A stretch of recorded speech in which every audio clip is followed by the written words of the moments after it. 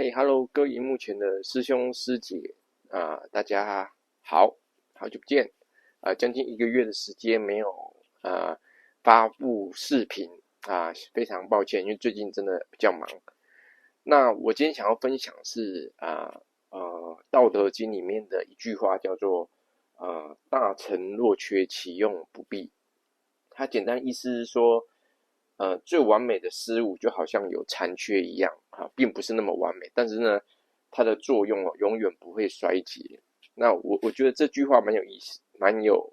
道理的因为我在过去服务客户案例中，有些客户他可能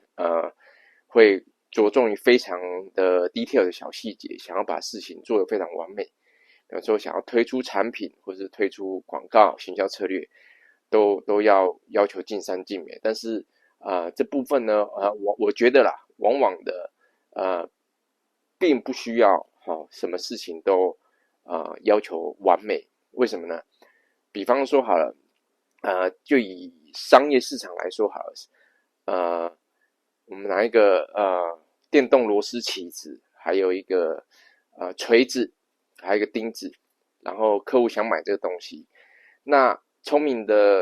以目前聪明的使用者一定知道，消费者其实想买的是一种解决问题的工具，并不是买那个工具。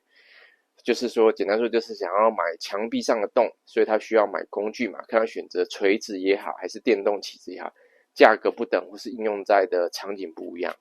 所以简单来说就是说如果我们今天要推出一个商业服务，那事实上本质其实就是一种供需的市场供需的需求嘛，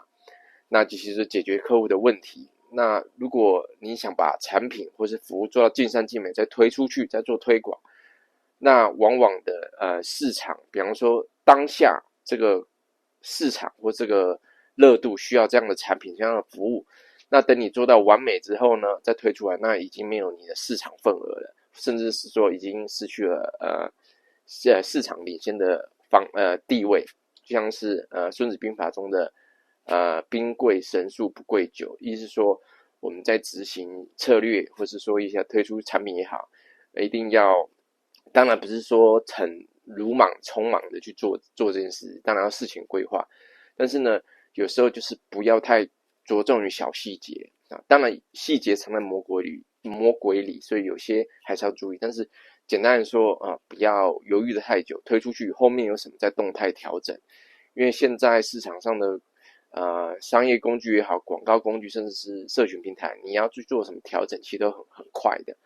调整策略也好，调整价格也好，等等的。那大成若缺，其实后面还有一句话叫做大巧若拙，大辩若讷，意思就是说很灵巧的人，他会让你感觉到他很笨拙。这是其实我觉得这还蛮有用的。就以销售的部分来讲，我以前曾去大陆旅游，那时候因为是购物团嘛，所以说他们带我们到一个卖玉石的地方去做采购。可是呢，大家都不喜欢，因为都不想买，因为东西其实蛮贵的，像那个什么玉石啊、貔貅之类的，都好几万块、几千块等等的。那时候他就把我们带到一个类似 proposal， 就是一个简报室。这时候进来一个很年轻的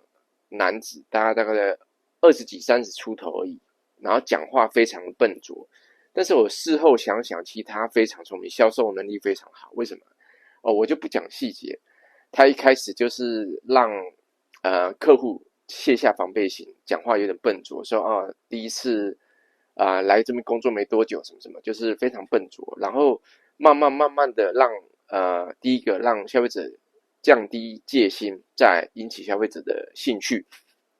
然后再来透过一些销售技巧，而且那销售技巧让你感觉不出来是非常高超的技巧，因为它是用比较笨拙的口语方式表达，可是呢又有逻辑，就像是通情达理，就是说之以理啊，动之以情啊，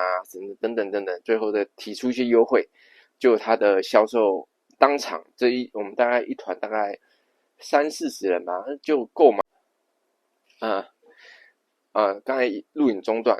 简单来说，他的销售能力让你觉得讲话有点笨拙，像是新人一样。可是你事后回想，